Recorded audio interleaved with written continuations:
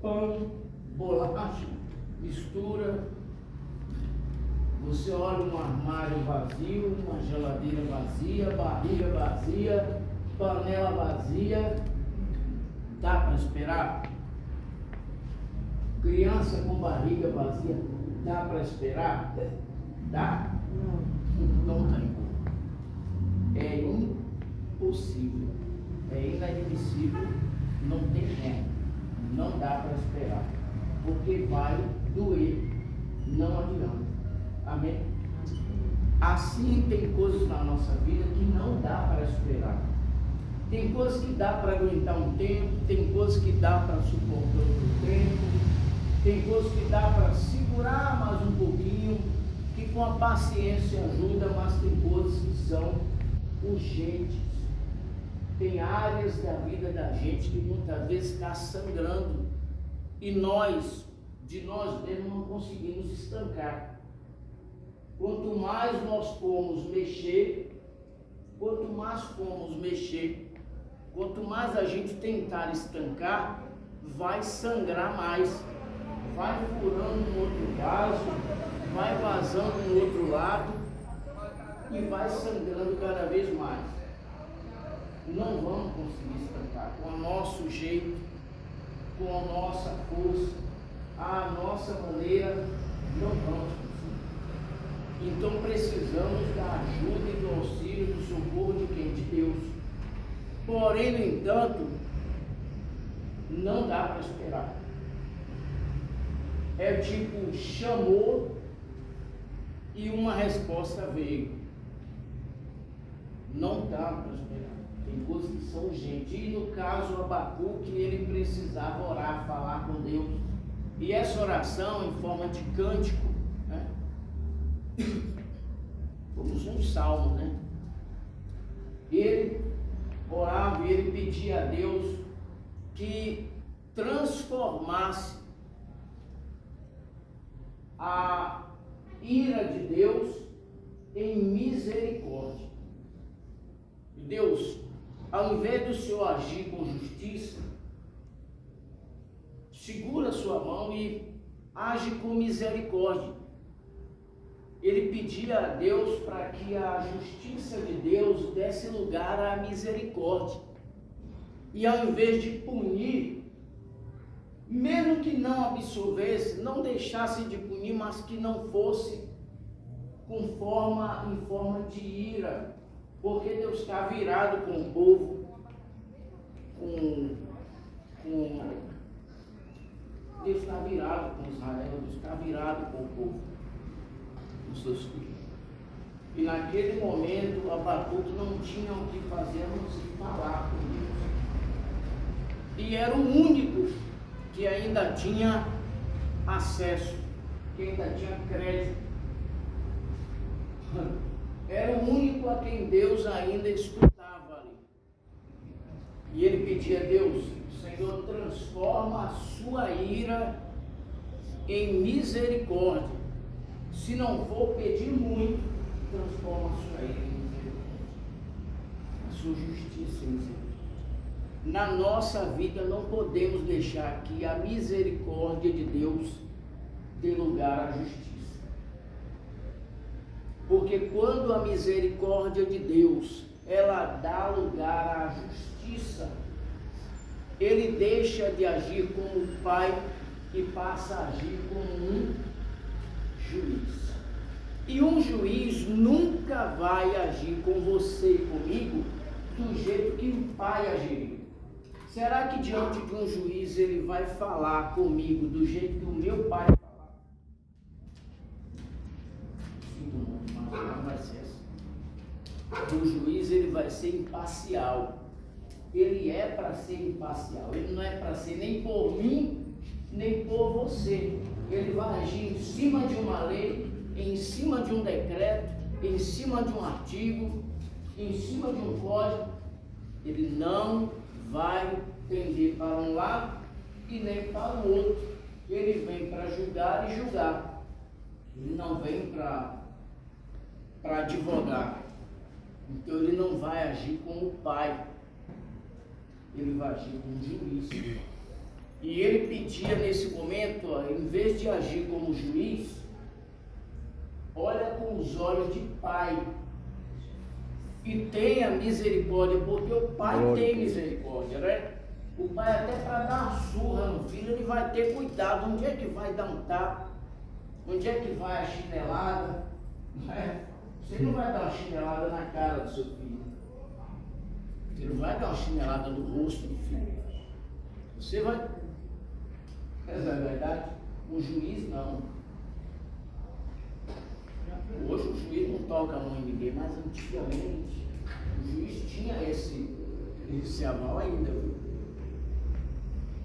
Então a gente vai ver que ele pedia que a misericórdia, que agisse com misericórdia, e não vier, porque a punição, a pena que estava para vir era muito severa. E ele via que estavam padecendo demais, embora merecessem, mas ele pedia que Deus tirasse a mão e olhasse por ele. Amém? Amém. Então, o que assim, a gente hoje nós precisamos o quanto antes estreitar o relacionamento da gente com Deus, porque nós não temos um outro caminho para seguir. Até temos, mas vale a pena seguir outro caminho? Vale a pena seguir outro Deus? Vale a pena adorar outra coisa qualquer que seja? Se apegar a quem quer que seja? Só amém? Então vamos respeitar, vamos afinar, vamos afunilar a nossa relação com Deus, e deixa que o resto, o demais, ele cuida, ele trata, ele faz, ele age. Aleluia. Ele entra com providência em outras coisas, ele age, ele entra com providência. Não tenha dúvida, não tenha medo.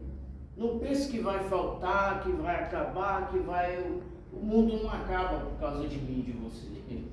O mundo roda. Não tem só eu e você. O mesmo sol que brilha para mim, brilha para o camarada que está ali na feira, brilha para o outro que está lá no banco, brilha para o polícia, brilha para o bandido. É um sol. Amém? O mesmo Deus que me converteu, converte o outro, e aí vai. O que nós precisamos fazer é isso.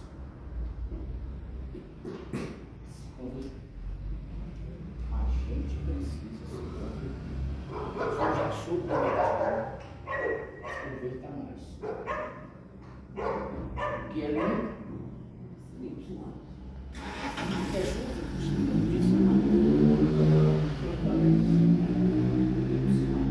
se preocupe com sua vida com Deus. Com sua vida com Deus. Ela está orando, então ora mais. Está jejuando, jejua mais. Amém? Está louvando, louve mais.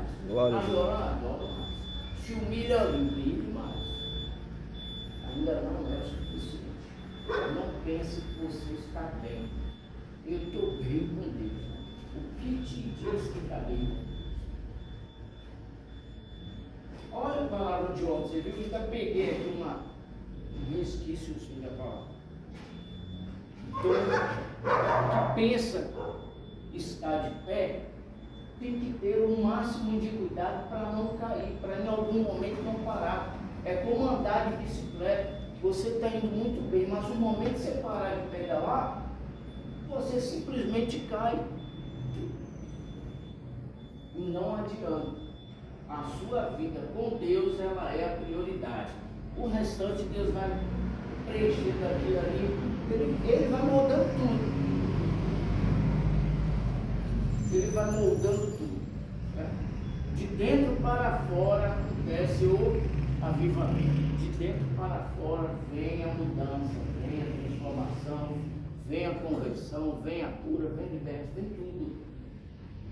É de dentro para fora.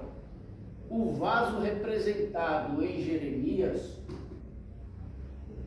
naquela palavra, é o reino de Deus. O reino de Deus dentro de nós. Os dedos de Deus. O momento que ele falava ali é muito forte. Porque Deus, obrigado, porque Deus falava os dedos, né? Quando ele falou dos dedos do oleiro dentro do vaso, moldando o vaso pelo lado de dentro, é o reino de Deus vindo em nossa vida, trabalhando o nosso interior. Os dedos de Deus são o reino de Deus trabalhando dentro de nós, moldando para mostrar para o mundo a obra que ele fez. Amém? Ele vem moldando por dentro. O reino de Deus vem dentro, vem moldando, vem trabalhando dentro de nós. Aleluia, glória a Deus. Ele vem dentro de nós. Quando você ora um Pai Nosso, você não fala para ele? Venha a nós o vosso reino, que é para vir. Então ele vem moldando, ele vem trabalhando lá de dentro do nosso vaso, o vaso. E o lado de fora é como ele falava, o pedal que o oleiro trabalha numa olaria. Enquanto ele pedala, enquanto ele molda, quando ele trabalha por dentro do vaso, o lado de dentro, o interior do vaso, o pedal vem trabalhando no outro, acelerando aquilo que é preciso acelerar. Quando os braços do oleiro param, os pés continuam se movimentando. O reino de Deus é movimento o tempo inteiro. E outra, está sempre em sentido horário, ou seja, está sempre em sentido de crescimento. O trabalho de Deus nunca vai ser para te derrubar. Acredite. Nunca vai ser para te destruir. Quem se quebra somos nós, é o vaso. Lembra aquilo lá, né? O vaso se quebrou, Deus não quebrou, o oleiro não quebrou o vaso. Não quebrou. Ele se quebrou na mão do oleiro. E o oleiro volta aperfeiçoando a construção daquele vaso. Quando ele vai mexer por fora do vaso, é porque o lado de dentro já está completamente. Glória a Deus. Ele não vai se preocupar com a aparência do vaso, com a estética do vaso, se o conteúdo ainda não foi completo, ainda não está pronto. Ele não mexe nas estética, não adianta você se maquiar todo e está todo doente por dentro. Então ele não vai mexer na estética do vaso, que é o moldar do vaso, enquanto dentro ele não tiver completado a obra. É uma palavra muito boa aquilo lá. Mas isso é com o tempo que ele vai fazer, porque deixa Deus trabalhar a sua vida, a sua comunhão. Nós temos que nos preocupar com a comunhão com Deus, não importa. Não importa. E Deus vai ativar tudo que Ele tem para ativar na sua vida. Amém? Você crê nisso? Que eu, glória a Deus. Por isso que eu estou. Amém? Deus permitiu muitas coisas. Deus permitiu que eu perdesse. E eu não questiono, hoje não, mas já questionei muito. Eu falava com Deus, eu não roubei, eu não matei, eu não adulterei, eu não prostituí, eu não fui corrupto na sua obra, eu não zombei do Senhor. Por que a minha vida está desse jeito? Porque o meu ministério foi desse jeito? O que aconteceu? Isso.